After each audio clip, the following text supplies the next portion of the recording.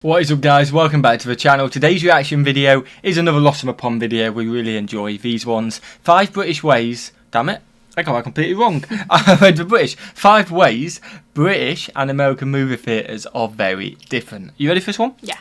I mean, we went to the cinema the other day, didn't we? So we've got a little bit of an upper hand. Yeah. We've got refreshing our mind what the movie theatre was like. Well, I suppose one of them's a name. Yeah. Have you ever called it a movie theatre? No. Only when I've referred to it in American stuff, you know what I mean? Yeah. So that has pretty much been it. We call it cinema, for people who don't know. The cinema. And maybe they call it the cinema as well, maybe? Yeah, I think one's going to be snacks, like their little theatre box sweets. Oh, yes, they have it in little snacks. We just have like the randoms. Packets and ours is different. Yeah, that's the boxes, like the Myconites and stuff like that. Yeah. No, definitely, that's one. So we're going to have the name, we're going to have the sweets. Anything else you think of?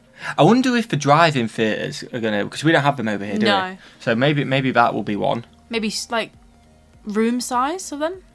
Potentially. I don't know, they're quite big ads, aren't they? Probably have reclining seats. Maybe. Massage seats. I doubt that. Let's get straight into it. 5 ways British and American movie theatres are very different. What we got? In Britain, I always got the sense that we perceived this American reaction to blockbuster films as quite unusual because the actors aren't actually there to receive the applause. Wait, what? Hello, I'm Lawrence and I'm on a quest to uncover all of the memos that Britain and America lost in the pond, and one of those memos pertains to movie theatres / cinemas. We'll get onto terminology later. But as somebody who's been frequenting cinemas since 1987 when I went to see both Superman 4: The Quest for Peace and Masters of the Universe, 2 films criminally overlooked by the Academy, I've had my fair share of experience of cinemas in both Britain and America. And while cinema complexes in both countries do have things in common, such as the smell of popcorn and human there are also some subtle and not so subtle differences. Now, cinemas, of course, have taken something of a hit during the COVID-19 pandemic, but in the event that reports of their death are exaggerated, here are epic ways that British and American movie theatres are very different. I suppose the first difference that I noticed when it comes to cinemas was that some of the... I suppose, what we got in the UK? We got... Cineworld. Cineworld in Jersey, View in England. Cineworld's in England too. Yeah, Cineworld is in England as well, but there's no View in Jersey, is there? No. And they're the only main 2 I know. Yeah, I mean, maybe like towns have their own They'll be their own little ones. But they're the 2 big ones, Cineworld and View. Yeah, there's no other big one, is there? No. I don't think so. Not that I know of, anyway. No. What was the one which used to be in Jersey? What was that called? That was called the Forum, but that was just a Jersey. Oh, was it? Oh, okay, fair enough. The cinema chains that I was used to in Britain either don't exist in the United States or just aren't as prominent. Back home, if you're looking for a multiplex cinema, you'll want to Google one of the big 3. Cineworld, View Cinemas, and Odeon. In the United States. It was the Odeon in Jersey. It's called the Odeon. The place is called the Forum, but the Odeon Cinema. Everyone's nickname it was a Forum, but it was the Odeon. Yeah, I thought Forum sounded a bit weird. Odeon, yeah. Oh, yeah. 3 are completely and utterly a little bit different. Those are Cinemark theatres, Regal Cinemas, and the really big one, AMC, which happens to own Odeon in the United Kingdom. Personally, as somebody who doesn't choose his cinemas by brand name, but rather by whether they're showing the film that I want to watch, I don't really have a preference either way, but I know that humans, being humans, probably do have strong feelings on this, so let me know in the comments below. One thing I can definitely say about both British and American cinemas is that they both do pretty well about showing the other country's films. So for example, as a kid, I went to see Back to the Future 2, Indiana Jones and the Last Crusade, Who Framed Roger Rabbit, Police Academy 6, while in America I and many other people went to see the likes of Philomena, The King's Speech, Bridget Jones 3, Shut Up. But there's one thing for various reasons or another that often gets changed. The title of the film. Down the road, I do intend to do what Americans call Zootropolis in the UK is Zootopia in America. Exactly the same film, just a different title. Yeah. I've known that with different like brands doing that. No, I've noticed that in the movies. I've never known that movie. Wow, that's interesting, isn't it? They call it Zootropolis, they call it Zootopia. And there must be exact same movie. There must be a reason for that. There must be like for some reason you guys prefer that name subconsciously. Like 9 out of 10 Americans will click that name over that name. So there must be a reason. It's weird though. It is random, isn't it? And like we call it Harry Potter and the Philosopher's Stone, they call it the Sorcerer's Stone. Harry Potter and the Sorcerer's Stone. It's weird, isn't it? But we're right, because we are British, and the author's British, so we're actually right. Yeah, let's not get you started on Unless Harry she Potter. started it with the Sorcerer's Stone. I don't know. Anyway, just say, don't be starting fights you don't know the answer to. But one, basically, what we call it one, and then they call it another. Oh, okay, that's interesting, isn't it? Very interesting. A deeper dive into this, but to whet your appetite, here's a brief list of films that were released under different names in Britain and America. 2017's Pirates of the Caribbean, Dead Men Tell No Tales, was rebranded in the UK as Pirates of the Caribbean, Salazar's Revenge. That's so different. On the other hand, the 2001 British-made film, The 51st State, was released in the United States as Formula 51, owing to the perception that the original title would somehow be offensive to American audiences. That makes a bit of sense. Because in this context, the expression 51st State refers to America's perceived dominance over Britain. And, you know, from experience, that's how most Americans see our relationship, so why on earth did they change it? One that's quite personal to me, having lived in the US state of Indiana, is the film Hoosiers. But because the term Hoosiers is a demonym for people from Indiana and is little known outside of the United States, this feel-good sports film was renamed Best Shot in the United Kingdom. And I only discovered recently that... That does make sense, doesn't it? If the word's not known... If it's not known, there's no kind of... It's not, people aren't going to be like, oh my gosh, yeah, I want to watch that. Yeah, what's Hoosiers, you know what I mean? Yeah. But you got the best shot. Oh, that sounds interesting. You put it at your audience. Yeah, for what they're more likely to click. So no film that was released when I was a kid called Bigfoot and the Hendersons was released under the slightly different name of Harry and the Hendersons in the United States. Now, there are an absolute boatload of different title variations, so if you would like to learn more about these, subscribe to my channel so that you get notified when I begin my deeper dive. And then, of course, there's the very important question of cinema snacks. And for Americans visiting Britain, don't worry, we do popcorn, hot dogs and soft drinks, although probably at a smaller size. Some cinemas will also allow alcoholic beverages. I suppose the major difference that really stood out to me was the type of candy and or sweets, as well as pre-packaged savoury snacks that you can pick up at concession.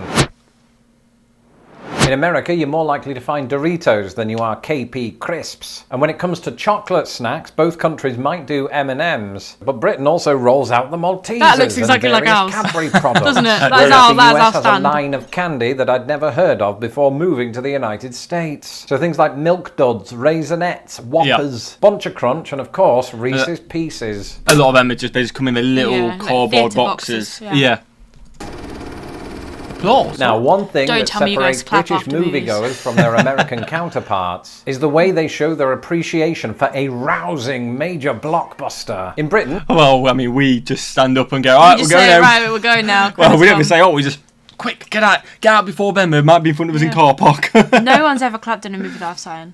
I don't think so.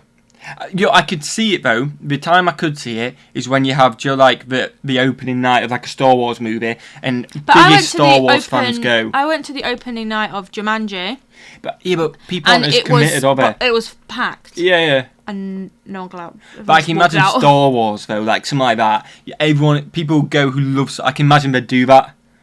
Oh, I went to the One Direction movie in the cinema. And I bet you clapped. We didn't clap, everyone just screamed. Yeah, there you go. We didn't clap. It's the same thing as the sort of like people really like a Star Wars, they'll clap because they loved it, you know what I mean? Yeah, I can see it. Yeah, but the creators can't see.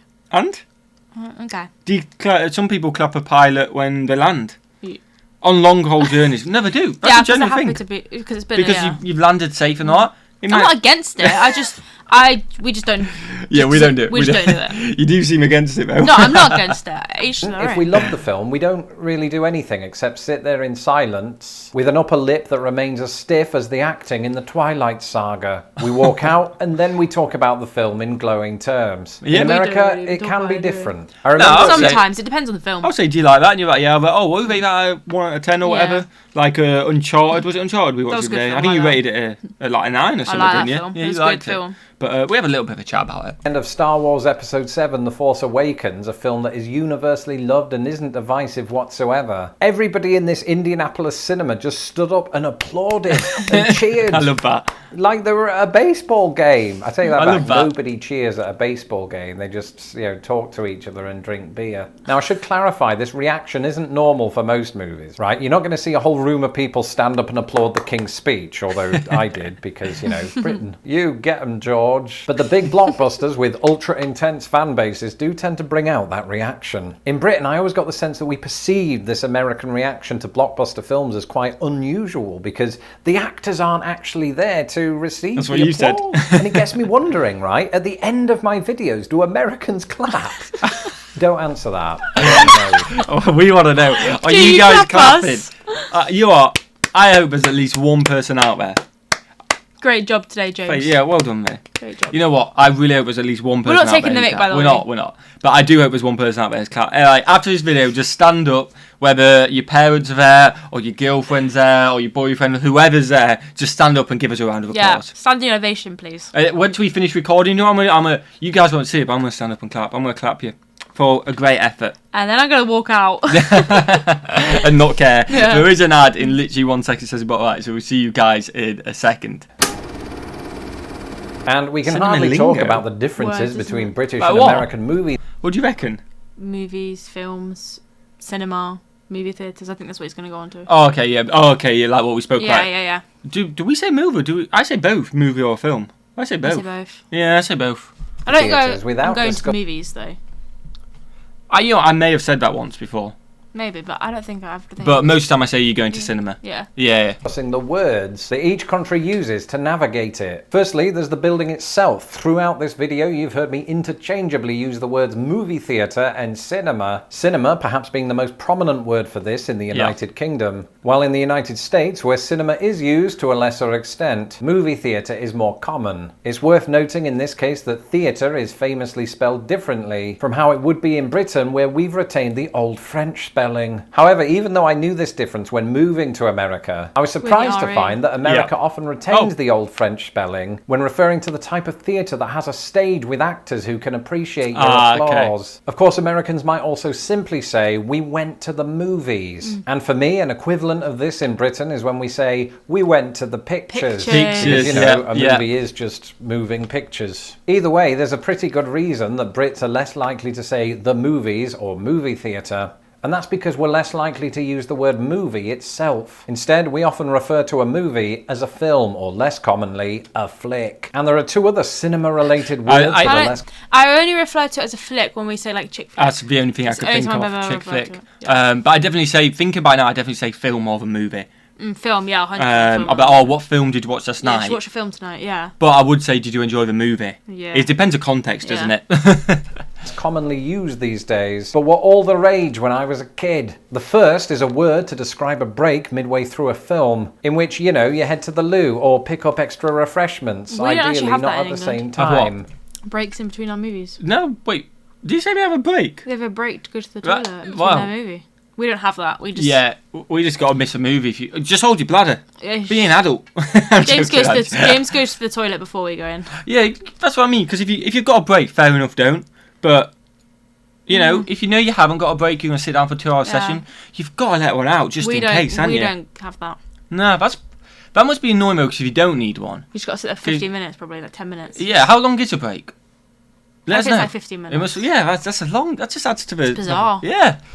In Britain, we always called this the interval, whereas in America, it's known as the intermission. Oh, he's talking like in theatre, an actual theatre, but that's not a movie theatre. Oh, right. In actual theatres, yeah, it's a 15-minute interval, isn't it, where you can chill. But in cinemas, we don't have that. Yeah, I think we were talking we might have missed that bit. Yeah. And cinema going was so popular that people would line up down the streets just to get in the building. In the north of England, a common refrain for this was, we had to queue up around the corner. Whereas in America, it might be something like, the line ran for 3 blocks. Contrary to popular belief, by the way, this likely didn't inform the origin of the word blockbuster, which seems to have derived from the name of an aerial bomb capable of destroying whole blocks of buildings. And, you know, maybe that gives rise to why people describe things like Superman 4: The Quest for Peace as a box office bomb. That's it for this episode. Let me know in the comments below if you frequented... That was good, yeah. Yeah, no, I enjoyed that. Learned a few new things in there. Lossum Upon, check him out, as always. Yep. Links are in the description. And, enjoy it. Yeah, it's good, yeah. Anything to add? No, a few that I was like, I didn't know. Yeah, I didn't know, but most, I think we kind did of learn know from the movies, don't you? Like watching films and... 100%. Yeah. And to be fair, I think we spoke most of it because it's been a long video, I think, anyway, so we probably got all our thoughts out. Smash the like button if you enjoy, guys. Smash that subscribe button. Hopefully you're having a fantastic day. And what will we do? See you in the next one. Peace.